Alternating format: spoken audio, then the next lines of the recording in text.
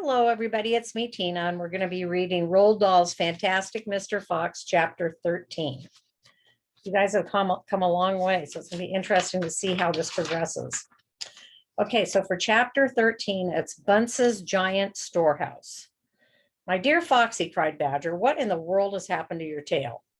Don't talk about it, please, said Mr. Fox. It's a painful subject. They were digging the new tunnel. They dug on in silence.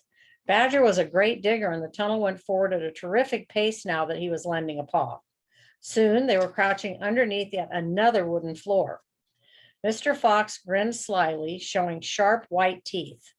If I'm not mistaken, my dear Badger, he said, we are now underneath the farm which belongs to that nasty little pot-bellied dwarf Bunce. We are, in fact, directly underneath the most interesting part of that farm. So here they are digging away. I see that. Okay, so they're digging away in the most interesting part of that farm. So ducks and geese, cried the small foxes, licking their lips. Juicy, tender ducks and big fat geese. Exactly, said Mr. Fox. But how in the world can you know where we are? Asked Badger. Mr. Fox grinned again, showing even more white teeth. Look, he said, I know my way around these farms blindfold. For me, it's just as easy below ground as it is above it. He reached high and pushed up one wooden floorboard, then another. He poked his head through the gap.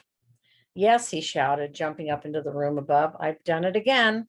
I've hit it smack on the nose, right in the bullseye. Come and look. Here he is. A pretty smart guy.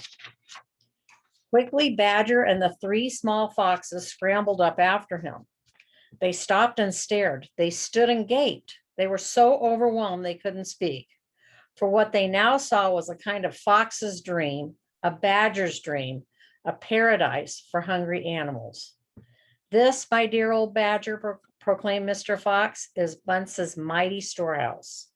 All his finest stuff is stored in here before he sends it off to market. Against all the four walls of the great room, stacked in cupboards and piled upon shelves reaching from floor to ceiling, were thousands and thousands of the finest and fattest ducks and geese, plucked and ready for roasting. And up above, dangling from the rafters, there must have been at least 100 smoked hams and 50 sides of bacon. Just feast your eyes on that, cried Mr. Fox, dancing up and down. What do you think of it, eh? Pretty good grub. Here they are. It's part of the photo there. Okay. Wow, check that out. That's a lot of ham and bacon. They're going to be eating really well if this goes right.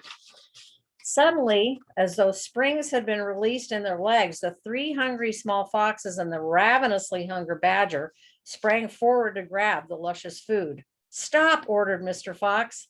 This is my party, so I shall do the choosing. The others fell back, licking their chops. Mr. Fox began prowling around the storehouse, examining the glorious display with an expert eye. A thread of saliva slid down one side of his jaw and hung suspended in midair, then snapped. We mustn't overdo it, he said. Mustn't give the game away. Mustn't let them know what we've been up to. We must be neat and tidy and take just a few of the choicest morsels. So to start with, we shall have 4 plump young ducks. He took them from the shelf, and how lovely and fat they are. No wonder Bunce gets a special price for them in the market. All right, Badger, lend me a hand to get them down. You children can help as well. There we go. Goodness me, look how your mouths are watering. And now I think we had better have a few geese. 3 will be quite enough. We'll take the biggest. Oh my, you'll never see finer geese than these in the king's kitchen. Gently does it. That's the way. And what about a couple of nice smoked hams? I adore smoked hams. Don't you, Badger? Fetch me that step ladder, will you please? Mr. Fox climbed up on the ladder and handed down 3 magnificent hams. And do you like bacon, Badger? So there he is up on the ladder. He's asking if Badger likes bacon. I'm mad about bacon, cried Badger, dancing with excitement. Let's have a side of bacon, that big one up there. And carrots, Dad, said the smallest of the three small foxes. We must take some of those carrots. Don't be a twerp, said Mr. Fox. You know we never eat things like that. It's not for us, Dad. It's for the rabbits. They only eat vegetables. My goodness me, you're right, cried Mr. Fox. What a thoughtful little fellow you are. Take 10 bunches of carrots. Soon all this lovely loot was not lying in a neat heap upon the floor. The small foxes crouched close, their nose twitching, their eyes shining like stars. And now, said Mr. Fox, we shall have to borrow from our friend Bunce's two of those useful push carts over in the corner. He and Badger fetched the push carts, and the ducks and geese and hams and bacon were loaded onto them. So here's all this. This is all the stuff they're going to be taking in those push carts. Quickly, the push carts were lowered through the hole in the floor. The animals slid down after them. Back in the tunnel, Mr. Fox again pulled the floorboards very carefully into place so that no one could see that they had been moved. My darlings, he said, pointing to two of the three small foxes, take a cart each and run back as fast as you can to your mother.